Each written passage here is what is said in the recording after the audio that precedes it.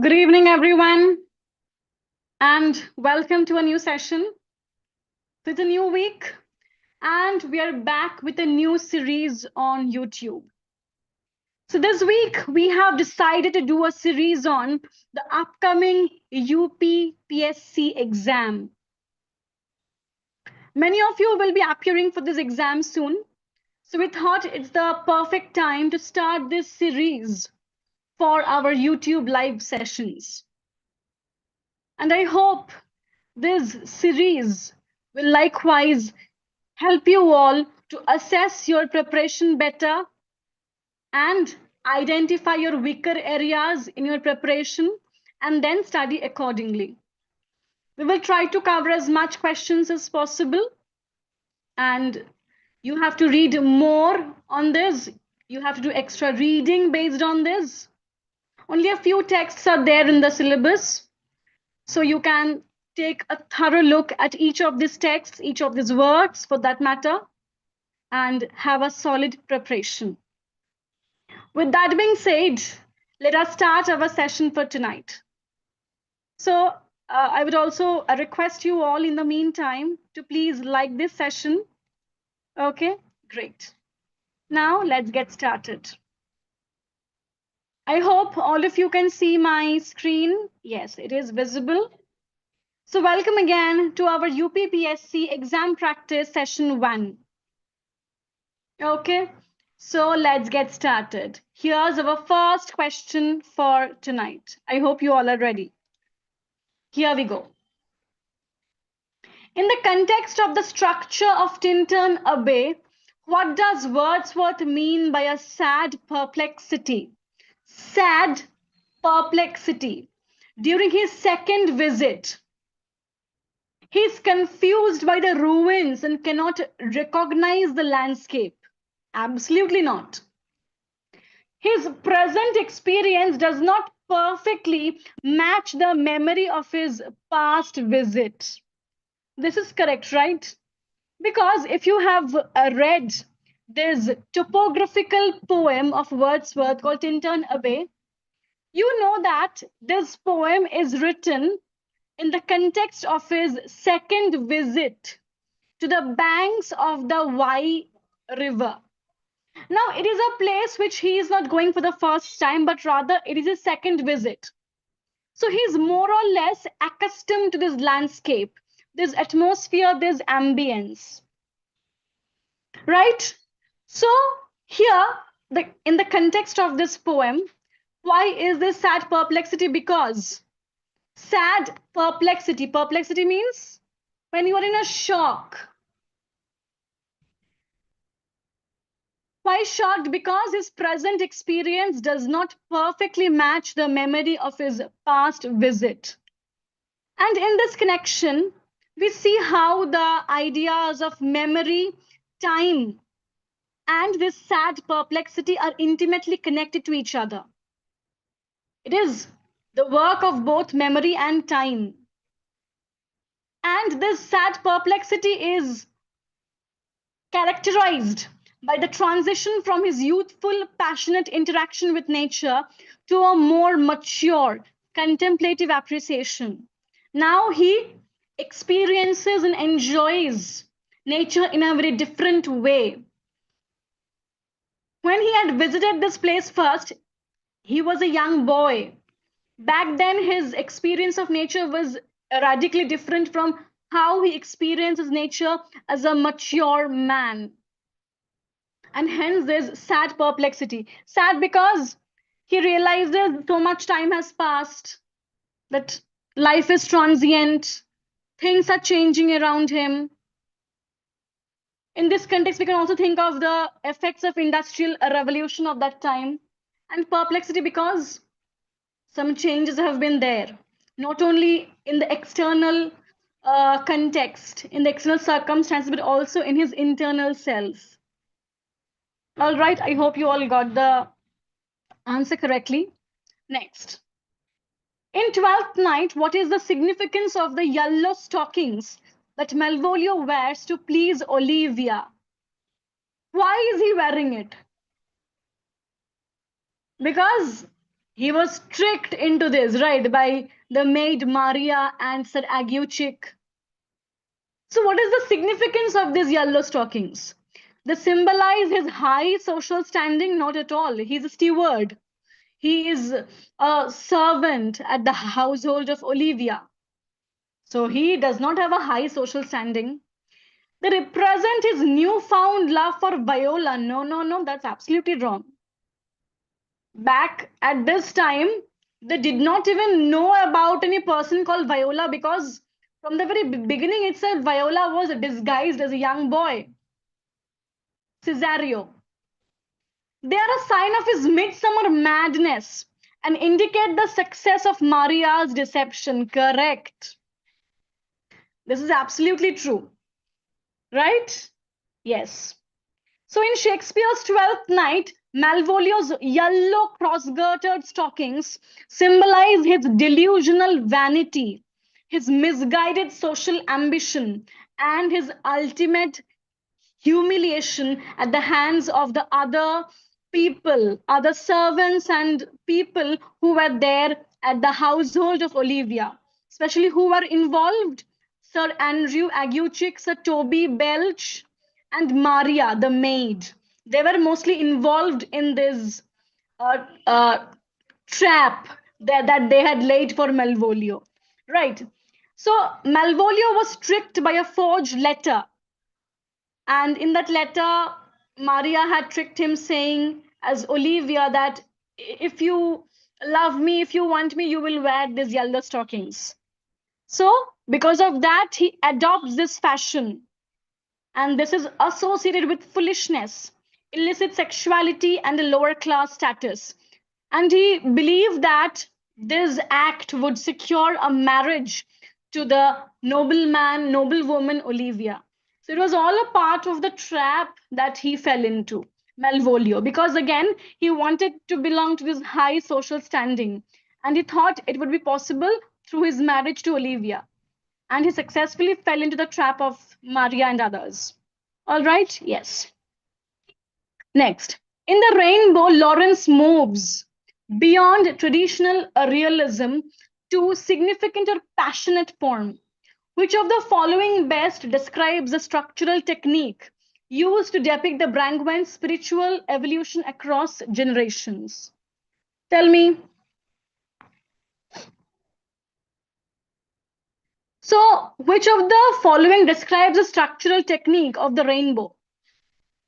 Does it present a linear, chronological, and strictly plot driven narrative? No. Again, very extreme terms you should avoid during exams.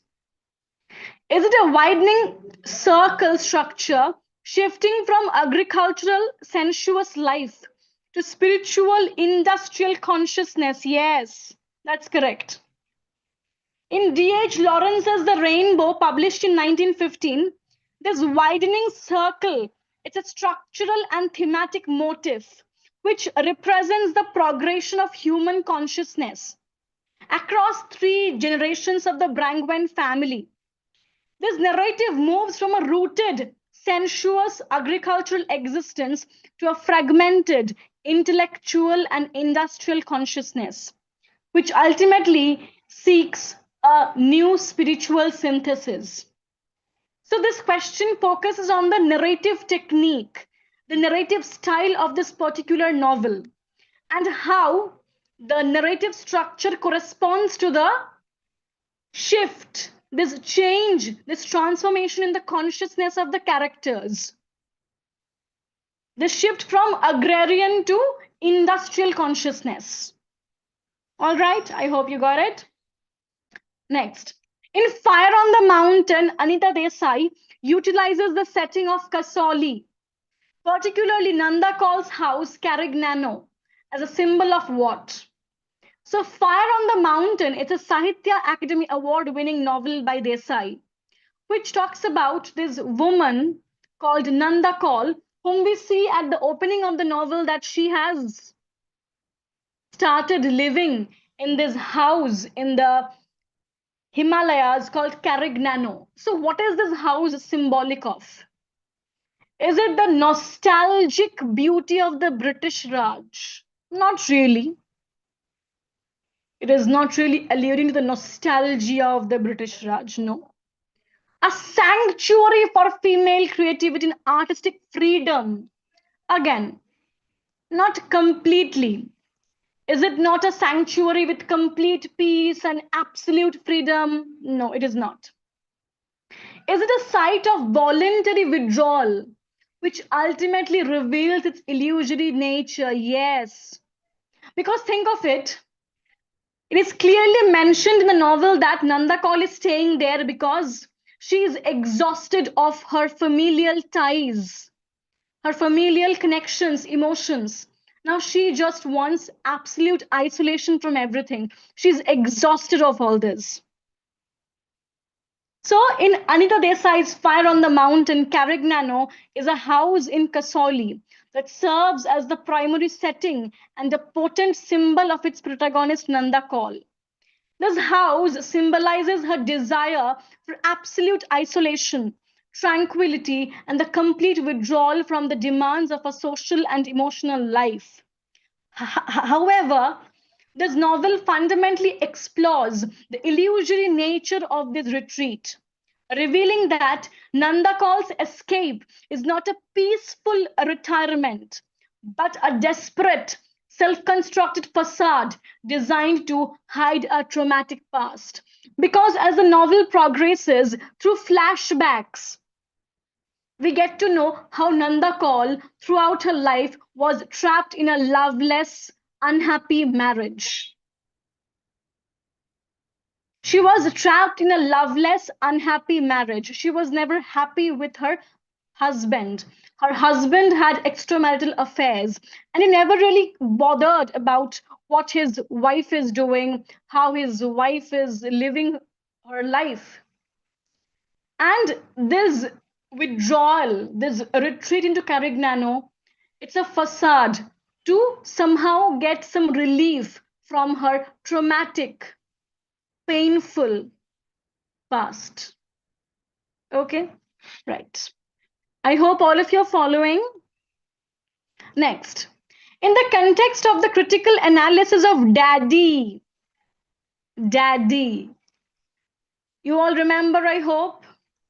So in this poem, Daddy, Sylvia Plath's use of Panzermann and Mein Kampf look is often interpreted not just as Nazi imagery, but as a deliberate engagement with which literary or artistic movement. So, Sylvia Plath's Daddy, okay? I hope you all have read this poem. So, which literary movement does it evoke through its imageries? Is it surrealism, expressionism, neo-criticism, or modernist imagism? Which literary movement can you think of when you read Daddy through its imageries, its symbols? It is obviously what? Yes, expressionism, the avant-garde movement which started from Germany.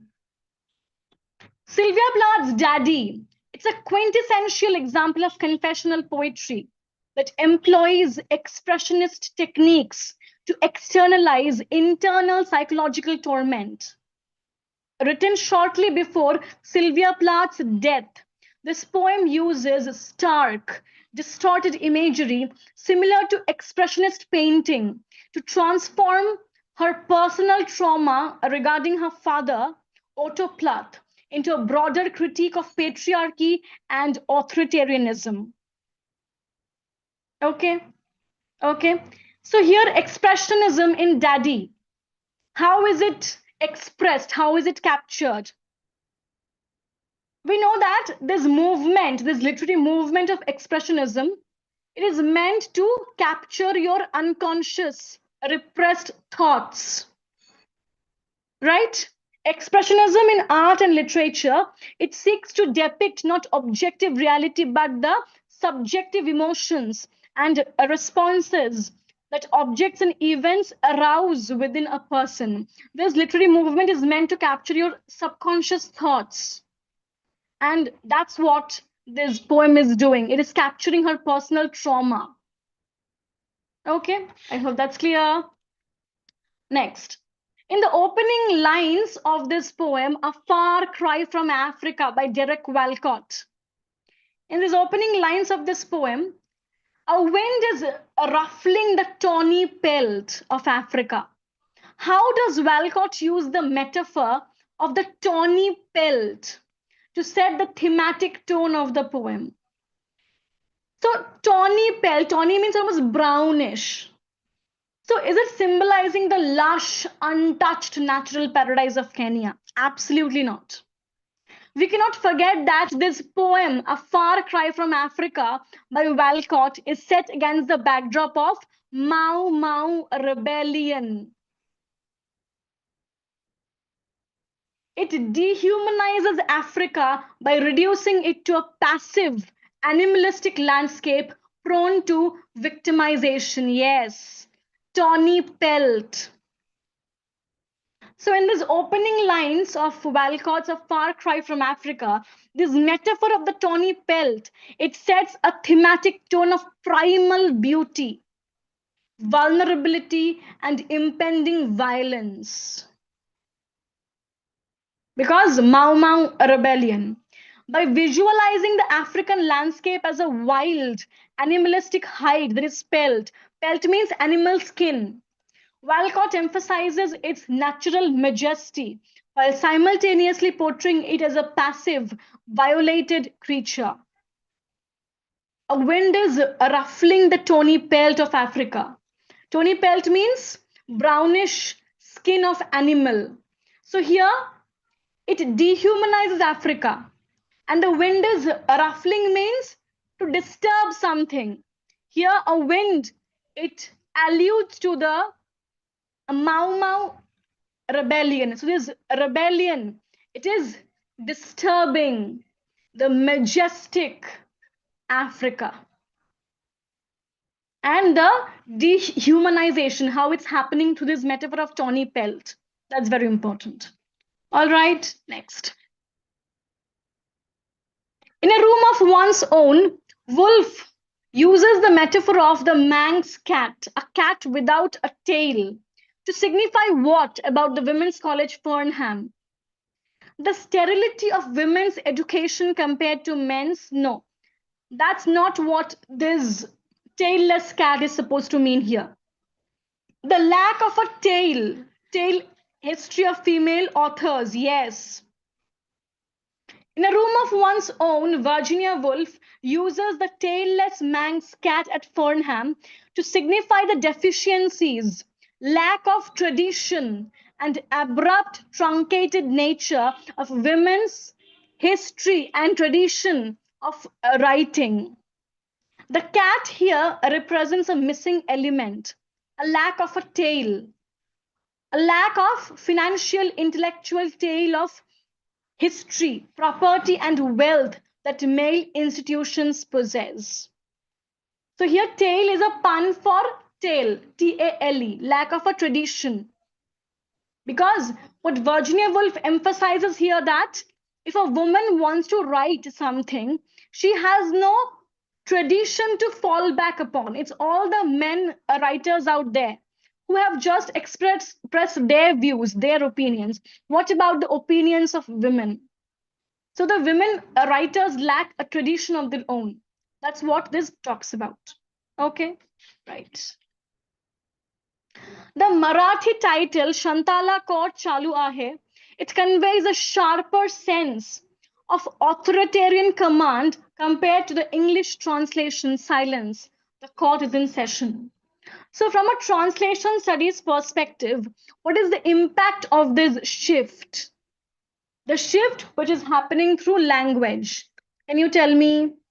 Let me open the chat once and see what you all are saying.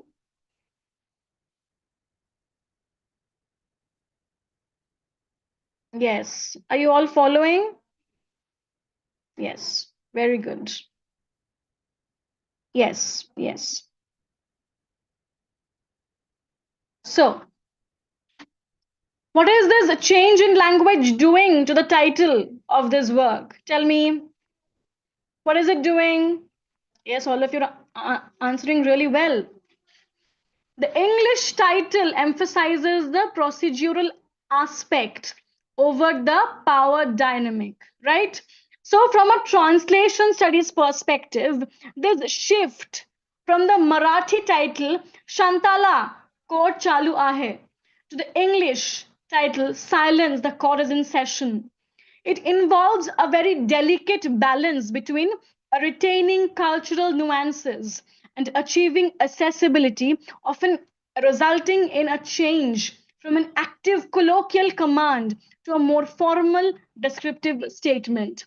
This is what language politics entails. It changes the tone to a certain extent. The tone, that delivery style, all this often face some changes when the language changes, right? Yes. Okay. Next. In the preface to Shakespeare, how does Johnson specifically justify Shakespeare's violation of the classical unities of time and place? Again, very easy. Tell me. He argues that the unities are not based on Aristotle's poetics, but on a misinterpretation of by French critics. Not at all. He contends that spectators always know they're in a theater. Therefore, the illusion is not broken by changes in scene or time. That's correct, right? Option two would be correct. In his preface to Shakespeare, Dr. Samuel Johnson justifies Shakespeare's violation of the classical unities of time and place by arguing that they are not essential to dramatic credibility and that audiences willingly suspend their disbelief. Johnson asserts that the audience never mistakes the stage for reality, making rigid adherence to these rules unnecessary while championing that Shakespeare's focus on universal human nature is more important than these mechanical rules. Because suppose you are sitting in a cinema hall and watching a movie. We all know that we are sitting in a cinema hall and we are watching a movie. The people on the screen are actors, and everything happening on the screen is fictional. If a person dies on screen, that does not mean he actually dies. He is just dead in the cinema, not in reality. So plays, Shakespeare's plays do not adhere to these strict rules. And Johnson supports that because he says audience are smart enough.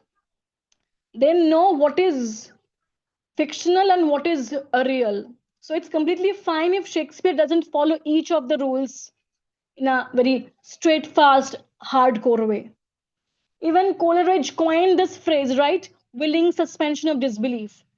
Where people willingly suspend the disbelief and they enjoy the movie thinking, that, okay, yes, the hero is fighting alone with thousand men.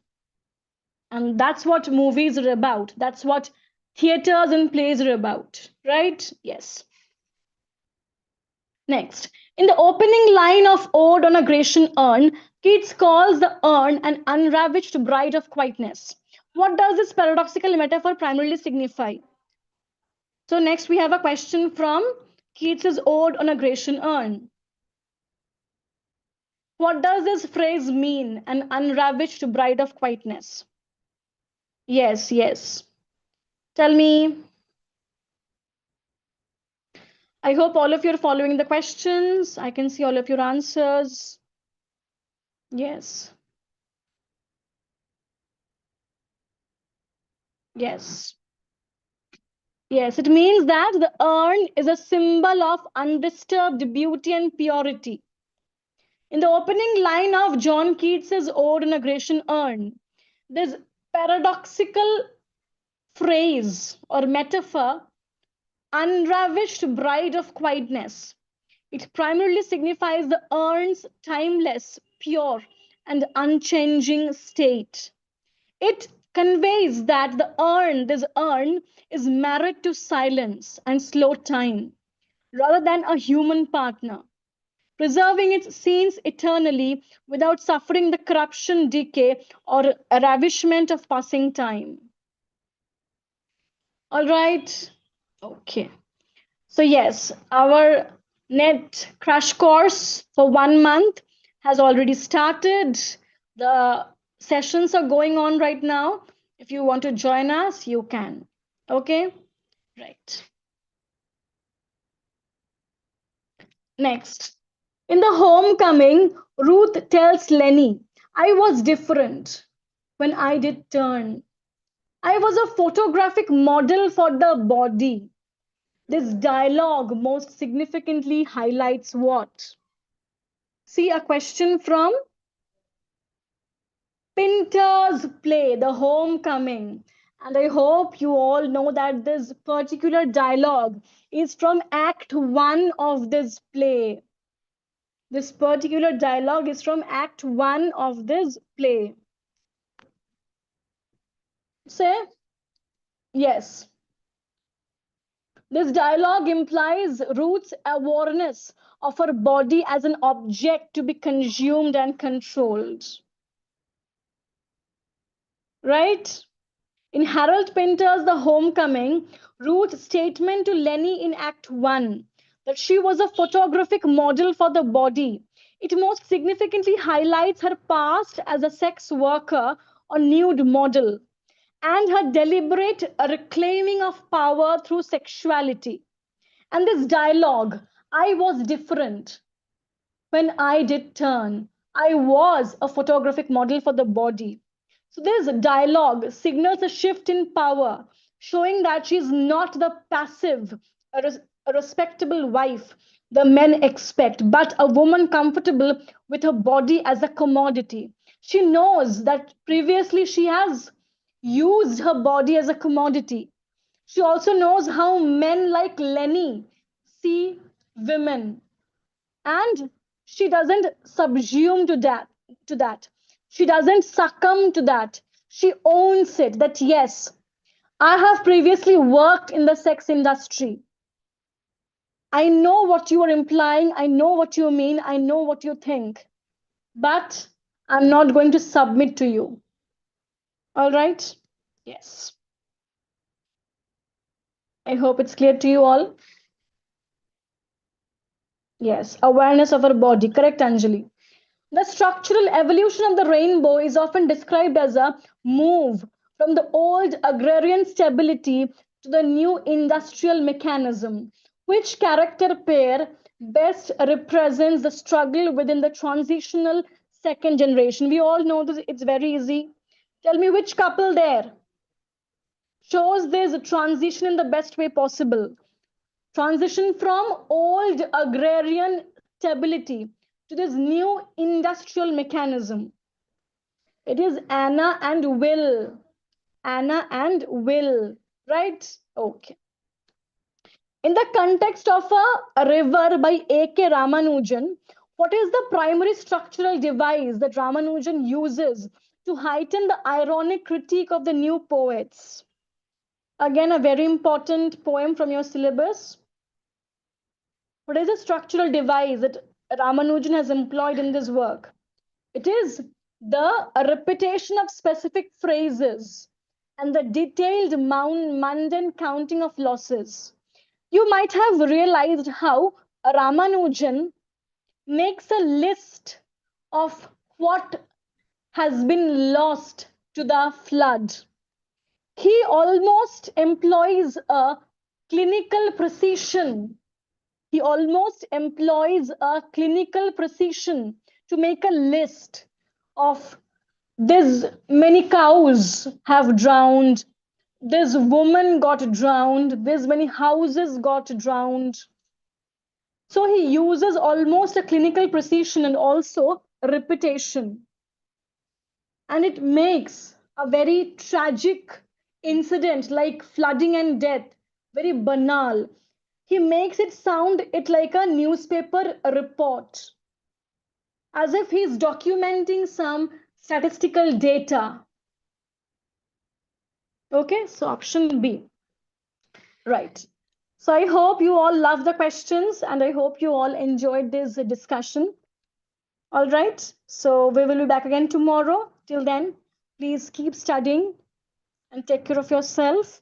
And if you want, you can join our NTNet 1 month crash course. It's going on right now. Okay. And you can join us. All right then. So bye. Take care and good night.